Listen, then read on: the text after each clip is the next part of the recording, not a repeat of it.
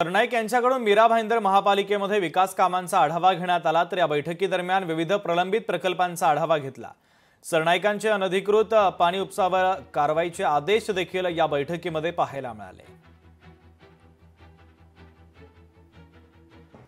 काही झोपडी दादा, काही झोपडी पाणी चोरी करणारे लोक जे आहेत ते गोरगरिबांना 20 रुपये कॅन प्रमाणे पाणी विकतात।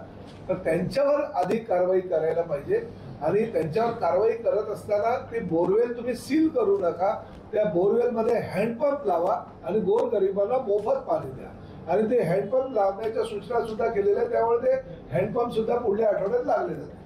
महानगरपालिकेमार्फत आपल्या असे 71 स्त्रोतांमध्ये महानगर क्षेत्रामध्ये अवैधरित्या पाण्याचा उपसा होत असून त्याबाबत आम्हाला कळवण्यात आलं होतं।